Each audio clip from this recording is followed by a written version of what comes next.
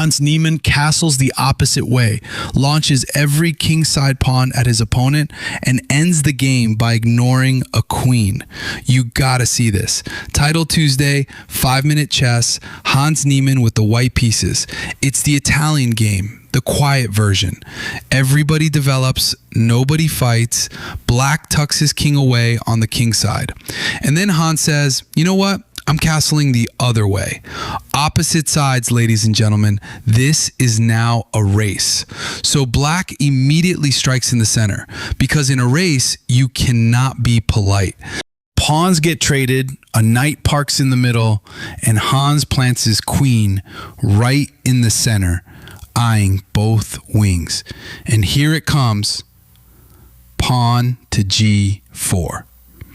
In opposite castling positions, these pawns are not pawns. They're missiles. Whoever rips open the enemy king first wins. Hans just pressed the launch button. Black starts trading pieces to cool things down. Knights off, light squared bishops off. Smart. Fewer attackers. But the pawns don't care. Harry the H pawn. The G pawn kicks the bishop. Harry again. 3 pawn moves, all sprinting at the king. And black's answer is this rook slide, sideways, along the 6th rank. Creative. But one guy is attacking a king, and the other guy is rearranging furniture. Hans grabs the center too. Pawns to c4 and d4. Rook joins. And black decides, I'm just going to eat that pawn. Knight takes on h5. But wait a second. Hans has queen takes b7 right here, and it's close to winning. Watch. If black offers the queen trade, the rook devours the central pawn and white's up material with a raging attack. Instead, Hans took in the center with the pawn. Still nice for white, but black gets to breathe. Queen tiptoes back to the corner. Now we get a stretch of pure grandmaster shuffling. Hans improves everything. King steps to the corner, knight goes backwards just so it can jump forward, rook stack up on the d file, black's bishop is doing laps, and then the rook steps up to e7, which lets Hans uncork the shot of the game. Knight to f6. Check. Oh, what a move. It's a fork, king and rook. If black steps aside to the corner, look. The knight just chomps the rook, and the queen can't even recapture safely. So black takes, and Hans recaptures with the g-pawn. Look at this thing. A pawn on f6, a fishbone in the king's throat. Every back rank idea now wins on the spot. Black props everything up with the rook, and Hans invades rook to the 7th rank. Then the queen swings all the way to h3, staring down the long diagonal at that rook and the king.